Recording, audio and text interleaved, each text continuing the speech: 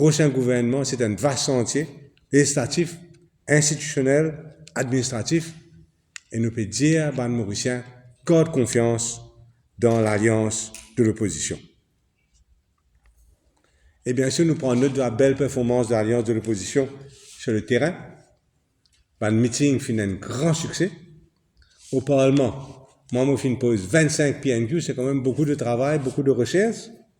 Il y a des centaines de questions parlementaires et des discours de haute facture par tous les députés d'opposition. C'est ça, c'est Ban Djimoun qui pour un ministre, un PPS, un administrateur de demain et population pendant cette année-ci, fait une réussite trouve calibre tout les députés de l'opposition. Au Parlement, nous rejoignons ce qui Navin vient de dire, besoin une réforme urgente. Nous répondons un petit peu ce que moi dit debout devant statue de la reine Victoria, quelques jours de cela, quand nous boycott le Parlement. En un an seulement, Fokir fin gagné 35 cas d'expulsion sous Fokir dans un an seulement, pour un total de 96 jours.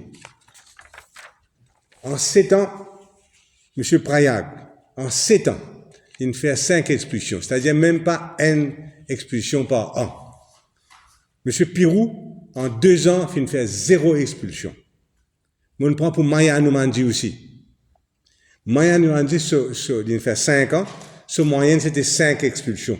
Donc là, déjà, nous trouvons avec un changement de gouvernement, après élection, qui manière sa tentative de détruire le Parlement a commencé, avec Maya Noumandi, qui est 5 fois plus d'expulsions que son prédécesseur.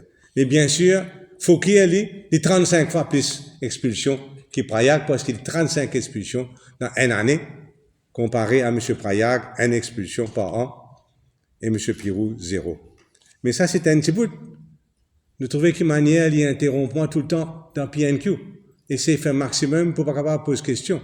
Laisse le ministre cause 25 minutes dans 30 minutes.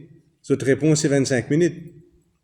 Nous nous trouvons dans un PQ aujourd'hui, le gouvernement a une longue réponse qui peut dans le sens, et question parlementaire, une question parlementaire, on dirait que vous avez remercié les ciels si on gagne une question supplémentaire, une député de l'opposition. Et une affaire qui nous oubliait, c'est que tout le bilan important qui finit passer, incluant FCC, incluant le budget, à partir de l'opposition, chaque député finit gagner 20 minutes pour causer. C'est du jamais vu ça. Moi, je me rappelle à l'époque, un député, tu peux gagner droit à la parole. Aujourd'hui, vous limitez n'importe qui vous était à partir de l'opposition, vous limitez à 20 minutes par député. En plus, une décision arbitraire qui prend tous les jours. Donc ça, c'était au niveau du Parlement. Mais tiens content juste pour finir par le niveau des augmentations qui finissent gagner. Nous comptons quand on gagne augmentation. Nous toujours dire que le gouvernement est dans une war chest qu'il finit créer, qu'il finit taxer les Mauriciens. Il finit faire un pillage dans la Banque Maurice, juste pour être capable de garder une war chest pour payer l'électoral. Et là, nous avons absolument raison quand nous venons dire tout ça taxe qu'il payait avant, là, l'eau, l'essence, l'eau TVA, suite à la dépréciation de la roupie, etc. Tout ça aujourd'hui finit garder pour faire quoi que tout peut aller bien dans les pays et la bouche doux. Ça qui peut arriver. Aujourd'hui, en 2023-2024, le gouvernement ramasse 71 milliards de roupies en plus qu'il peut ramasser en 2019 avant Covid, alors que l'économie n'a pas encore retrouvé son niveau. 71 milliards de roupies. Il ramassé en plus. En plus, il y a l'argent qui rentre direct dans STC, l'argent pétrole, etc., qui rentre direct dans STC, qui servi pour un subside.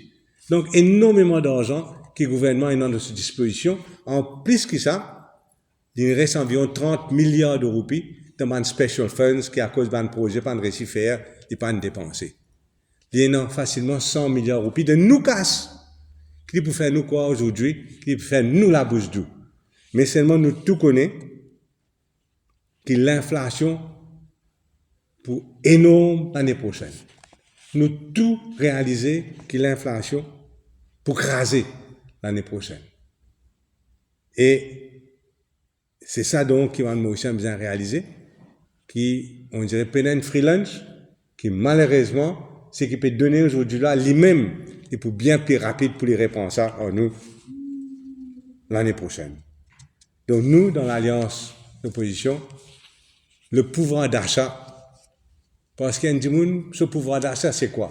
C'est le fruit de ce travail pendant un mois. Il y a un travail, il y a un artisan, il y a un PCR, il y a un petit planteur, il y a un employé dans l'usine, il y a un employé dans un bureau. Ce pouvoir d'achat, c'est qu'il nous réussit à gagner là, à la fin de ce salaire. Mais quand on mange ce pouvoir d'achat-là, par l'inflation, puis on peut détruire le fruit du labeur de chaque Mauricien. Et nous devons, dans le prochain gouvernement, c'est protéger le pouvoir d'achat de tous les Mauriciens. Merci beaucoup.